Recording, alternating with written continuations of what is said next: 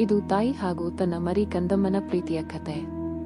ಮರದ ಮೇಲೆ ತಾಯಿ ಕೋತಿ ತನ್ನ ಪುಟ್ಟ ಕಂದಮ್ಮನೊಂದಿಗೆ ಕುಳಿತಿತ್ತು. ಆ ಕಂದಮ್ಮ ಕೋತಿ ತಾಯಿಗೆ ತನ್ನ ಹೊಟ್ಟೆ ತೋರಿಸುತ್ತಾ ತನಗೆ ಹಸಿವಾಗಿದೆ ಎಂದು ಸನ್ನೆ ಮಾಡಿತು. ತಾಯಿ ಕೋತಿ ಕೂತಿದ್ದ ಕಂದ ಮರಿಗಾಗಿ ಹಣ್ಣನ್ನು ತರಲು ಹೊರಟಿತು.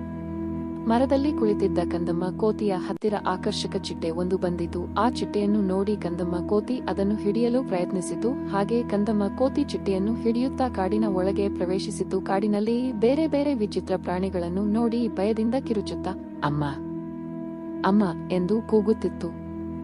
ಆ ಸಮಯದಲ್ಲಿ ಕಂದಮ್ಮ ಕೋತಿಯ ಹತ್ತಿರ ಒಂದು ಹುಲಿ ಮೆಲ್ಲನೆ ನಡೆದುಕೊಂಡು ಬರುತ್ತಿತ್ತು. ಇತ್ತ ತಾಯಿ ಕೋತಿ ಹಣ್ಣುಗಳನ್ನು ತೆಗೆದುಕೊಂಡು ಮರಿ ಇರುವ ಸ್ಥಳಕ್ಕೆ ಹಿಂತಿರುಗುತ್ತಾ ಬರುತ್ತಿತ್ತು. ಆದರೆ ಮರಿ ಕೋತಿ ಮರದಲ್ಲಿ ಕಾಣದಿದ್ದರಿಂದ ತಾಯಿ ಕೋತಿ ಚಿಂತೆಯೊಂದಿಗೆ ಹಣ್ಣನ್ನು ಕೈಯಲ್ಲಿ ಹಿಡಿದುಕೊಂಡು ಅಚ್ಚರಿ ಮತ್ತು ಭಯದಿಂದ ಈಚೆ ಆಚೆ ನೋಡುತ್ತಾ ಕುಳಿತಿತು.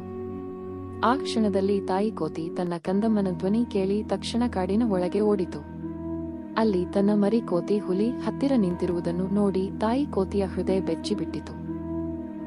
ತಾಯಿ ಕೋತಿ ಮರಿ ಹತ್ತಿರ ಬಂದು ಪರಿಪರಿಯಾಗಿ ಹುಲಿಯನ್ನು ಕೇಳಿಕೊಳ್ಳಿತು, ದಯವಿಟ್ಟು ನನ್ನ ಮರಿಯನ್ನು ಬಿಟ್ಟು ಬಿಡುವೆ ಎಂದು. ಆದರೂ ಕೂಡ ಹುಲಿ ತನ್ನ ಹಿಂದಿನಿಂದ ಮುಂದಕ್ಕೆ ನಡೆಯುತ್ತಾ ಮರಿ ಕೋತಿಯ ಹತ್ತಿರ ಬಂತು. ಆಗ ತಾಯಿ ಕೋತಿ ಆ ಹುಲಿಗೆ ಮಾತು ಹೇಳಿದರು, ನಾನು ನಿನ್ನ ಕೈ ಮುಗಿಯುತ್ತೇನೆ, ಬೇಕಿದ್ದರೆ ನನ್ನನ್ನು ತೆಗೆದುಕೋ, ನನ್ನ ಮರಿಯನ್ನು ಬಿಟ್ಟು ಬಿಡು. ಹುಲಿ ಸ್ವಲ್ಪ ಹೊತ್ತು ಚಿಂತಿಸಿ ತಾಯಿ ಕೋತಿ ಹಾಗೂ ಮರಿ ಕೋತಿ ಎರಡನ್ನೂ ಅಲ್ಲೇ ಬಿಟ್ಟು ತನ್ನ ಪಾಡಿಗೆ ತಾನು ಹೋಯಿತು. ತಕ್ಷಣ ತಾಯಿ ಕೋತಿ ತನ್ನ ಮರಿಯನ್ನು ಬಿಗಿಯಾಗಿ ಅಪ್ಪಿಕೊಂಡಿತು. ಇಬ್ಬರೂ ತಮ್ಮ ಕಣ್ಣಂಚಲಿನ ನೀರನ್ನು ಒರೆಸಿಕೊಂಡರು. ನಂತರ ತಾಯಿ ಕೋತಿ ತನ್ನ ಮೂಲ ಸ್ಥಳವಾದ ಮರದ ಹತ್ತಿರ ಮರಿಯನ್ನು ಕರೆದುಕೊಂಡು ಹೋಯಿತು. ಸಾಯಂಕಾಲ ತಾಯಿ ಕೋತಿ ತನ್ನ ತಂದಿದ್ದ ಹಣ್ಣುಗಳನ್ನು ತನ್ನ ಮರಿ ಕೋತಿಗೆ ಕೊಟ್ಟು ತಾನು ಕೂಡ ತಿಂದು ನಿಟ್ಟುಸಿರು ಬಿಟ್ಟಿತು.